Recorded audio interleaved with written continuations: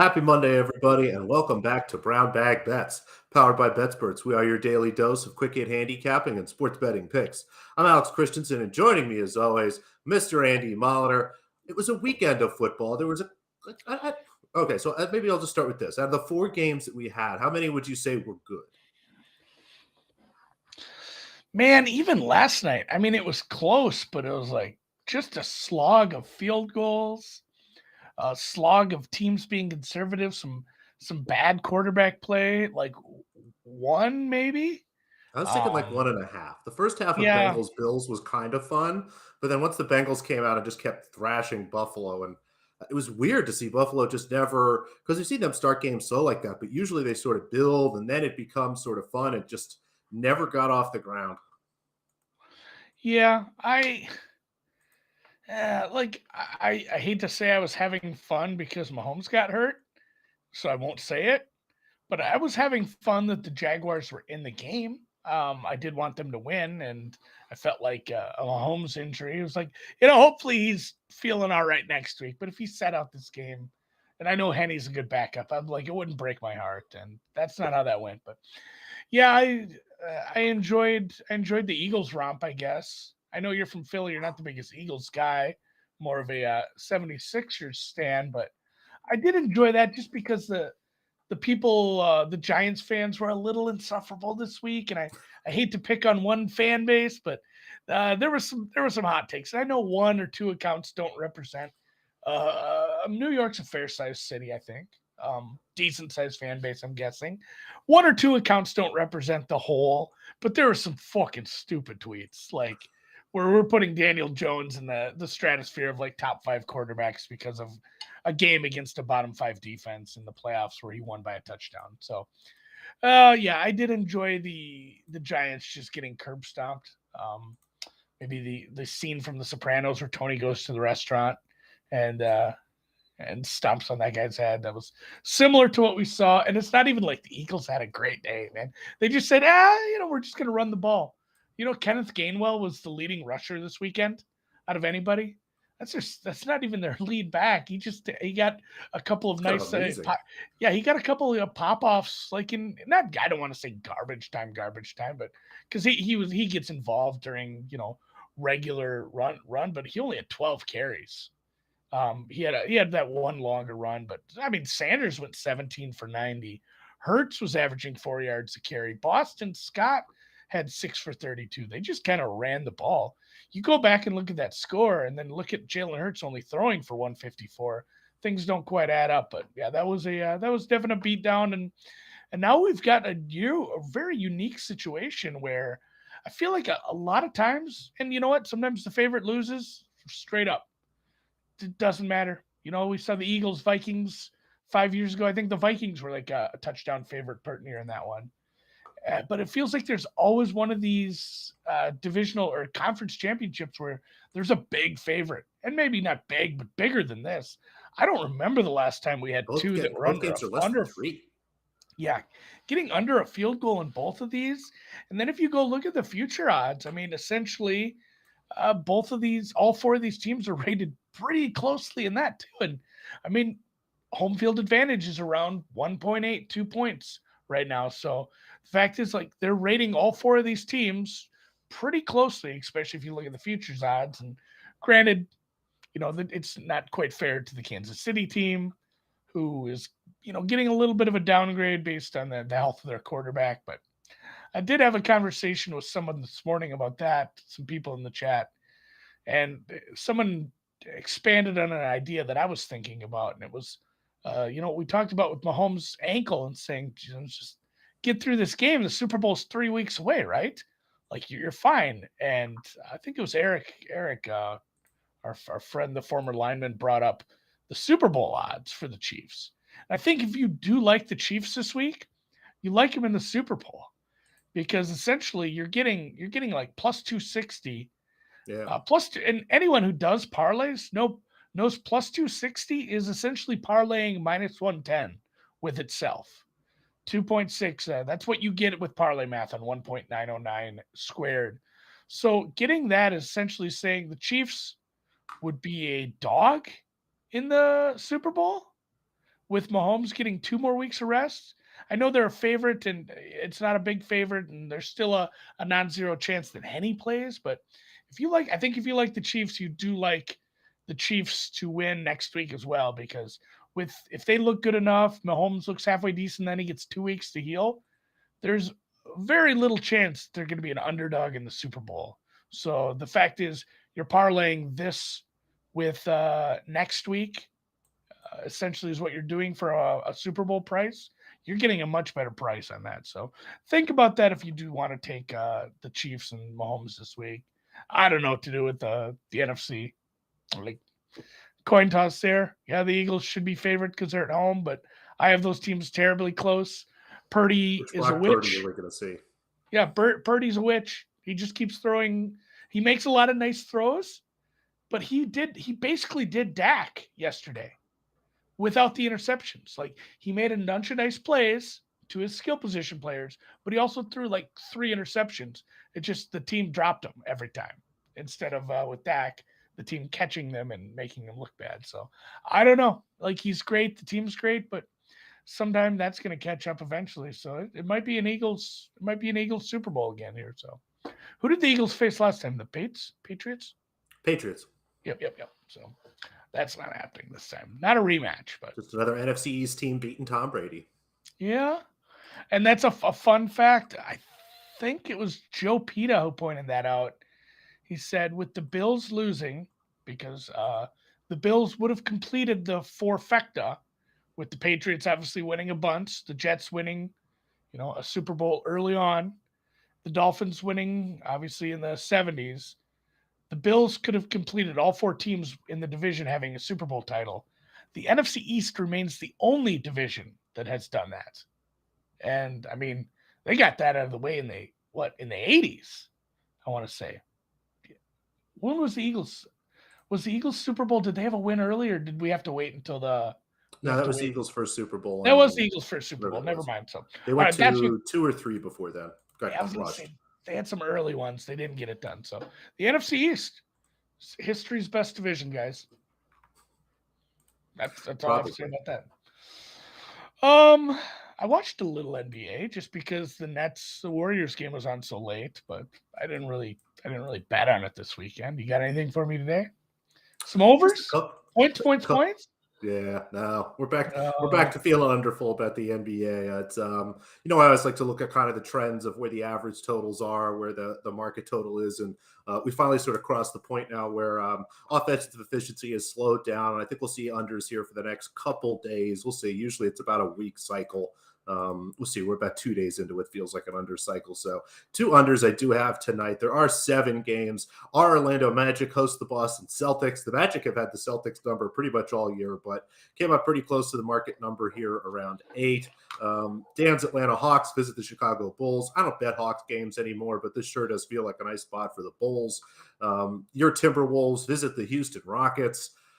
I'm kind of done betting Rockets games as bad as they've been in the fourth quarter. You've got the Hornets and the Jazz big favorites. That makes sense. And Sacramento Kings maybe lighting the beam tonight against the Memphis Grizzlies at home. But all those look pretty solid. 2 numbers in far totals just look too high to me tonight. We'll start with Bucks Pistons under 236. Pretty much that number everywhere. Would actually play this down to 235. Milwaukee Bucks possibly might have Chris Middleton back tonight. Even if they do, it's been really tough for them to integrate players like that. It takes a game or 2 to get these guys kind of back into the swing of things. Drew Holiday still remains to be beat up. And overall, this Milwaukee team has just really struggled to do much offensively. And as a result of that, we've seen them kind of slow the pace down. It's a good coaching decision. If you don't feel confident when your offense is doing, you don't want them running and trying to get as many plays in as possible. You want to kind of slow the game down and make sure it's in control. At the same time, the Pistons have adapted to life without Cade Cunningham, and outside of Bojan Bogdanovic getting really hot a couple times in the last few weeks, continue to be an under team. So had this in the low 230s, almost 229 when I started this morning. Did tweak some stuff to get it up a little bit, but still couldn't get close to this number of 236. Again, would play anything 235 or higher. And then Spurs and Trailblazers. Spurs on the road here, which really makes a big difference for this team. They play much slower, tend to just get crushed, honestly, when they're on the road here. And Portland has really struggled offensively, even with Damian Lillard back.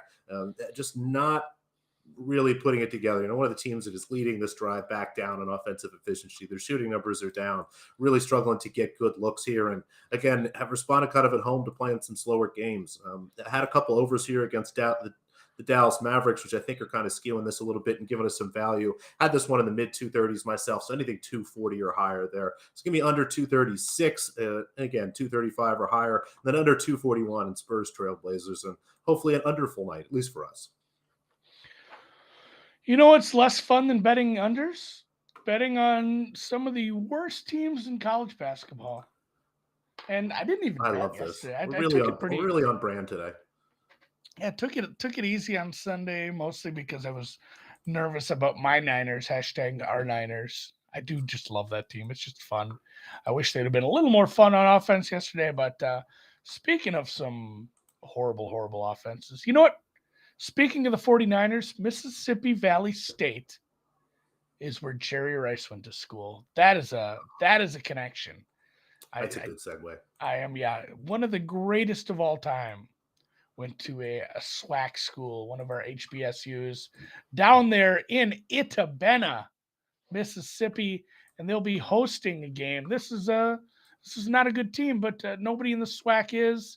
And my main takeaway is from Mississippi State this year is, they played Baylor and they lost by 70 points. I think it was like 70 points. Like, yeah, it's not a team that should be playing Baylor and Missouri and things like that. But that's what you do. You put teams like this in your schedule. They've had an incredibly hard non-conference schedule, as is customary. But once they got to conference play, they haven't looked horrible. Now, by horrible, I mean they're 1-6, but they haven't gotten these games where they've gotten just shellacked by other teams in the SWAC. They even beat Texas Southern, which is, not a great win, but you got to win there. They had a 1-point loss to Florida A&M, which, God, that's a winnable game maybe at home. That's one we should be marking down if they play them again, maybe in the tournament, maybe once we get to tournament time. But a lot of 6-7, 4-point loss to Grambling at home on Saturday. I just don't understand why this number is quite this big in a home game. They've been able to keep it close. They get to the line quite a bit, and they make their free throws at a decent enough clip. They're not the worst offense. They're not the worst offense in the conference right now. So I like this quite a bit. At 10, I make it like 7.5. And again, this is, take it easy on these. You know who you're betting on. This is the Delta Devils guy. This is not a good one. And it's funny I brought up Florida A&M because that's the other team. They're also a really, really rough offense. This is a worse offense than the Delta Devils. They're another spot where they're taking on a pretty bad Jackson State team.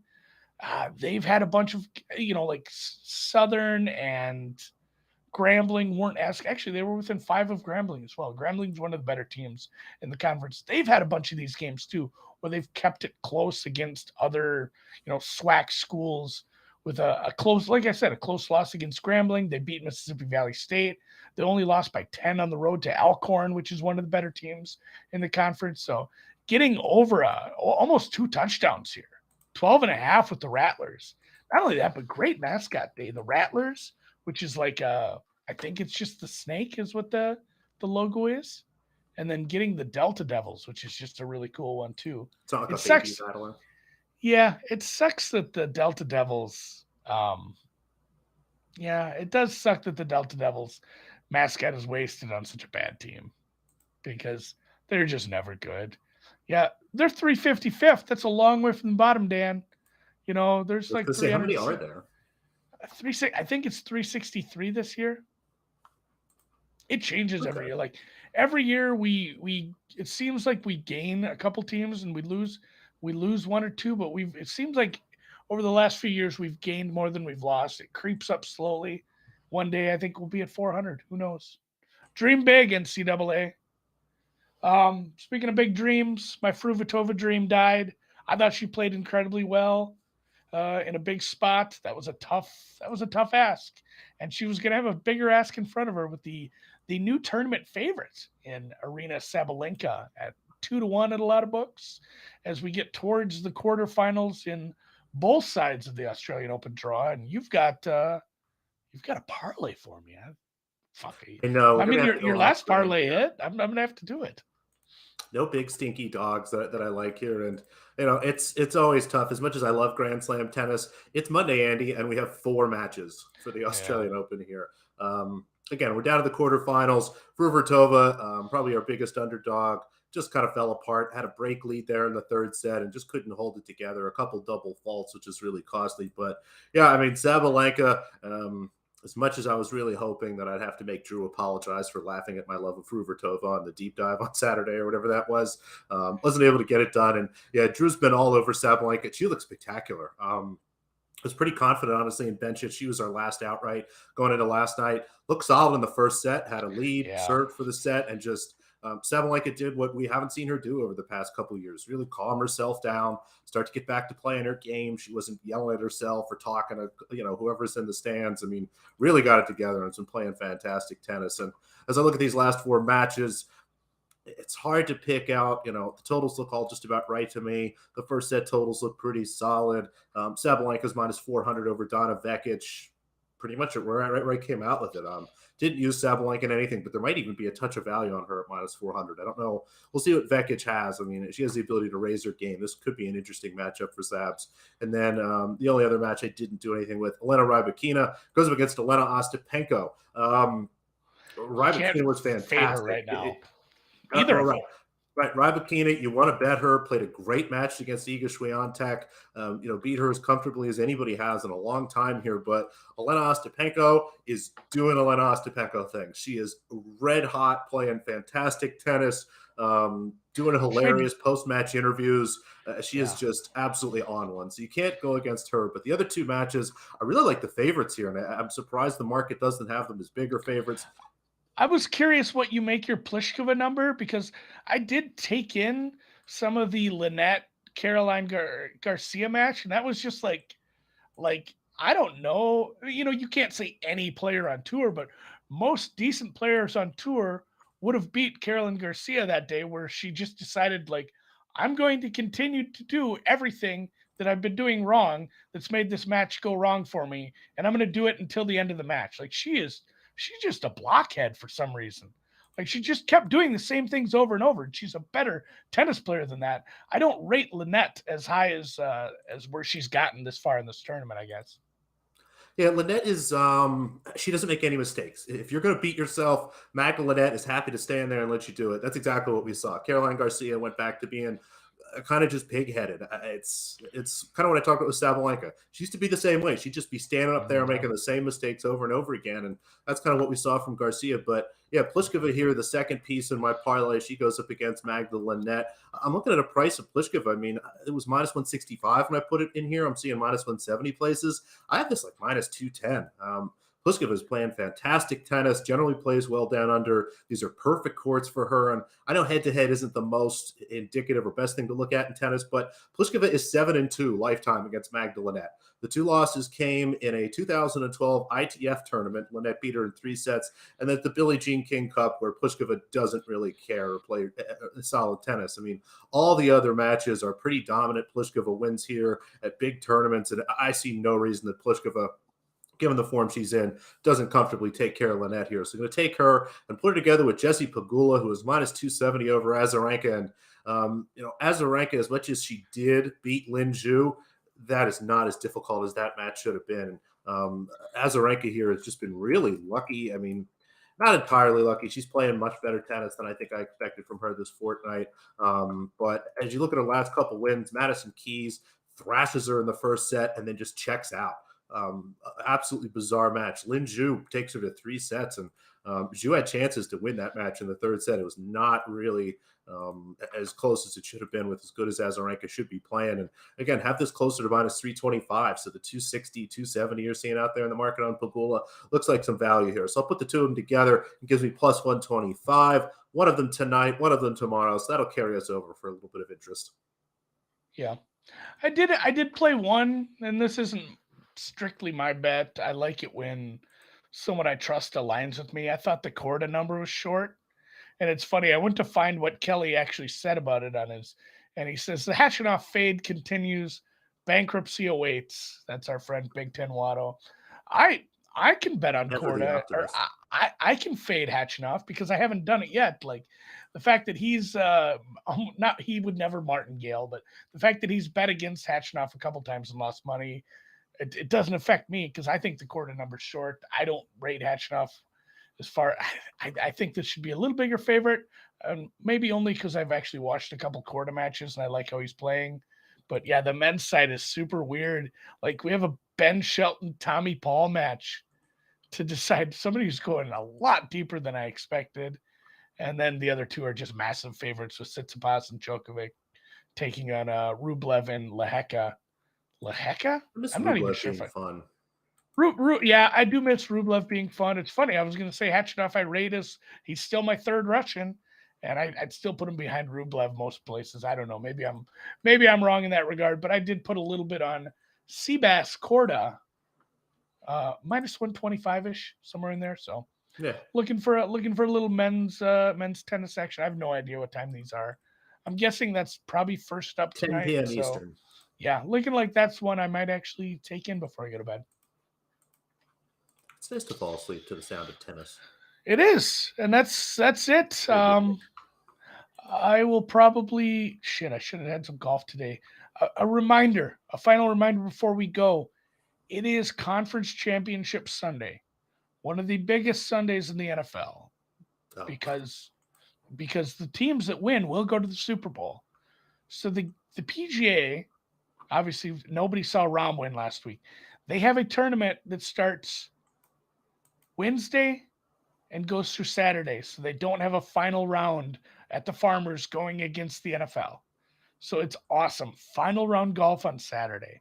But get your bets in, get your one and dones, get your DFS done a little earlier. And somebody in the chat says it's a perfect choke spot for Tsitsipas. They all are. And that guy can go mental at any given point. But yeah, I don't know much about Lehecka, so I'll trust you on that one. I'm not using either of those in like parlays or anything at this point. And if I had to pick one of those two to throw into a big favorite parlay, it would certainly not be Stefanos. So I'm kind of with you there. And yeah, we'll catch you guys tomorrow for some more gambling.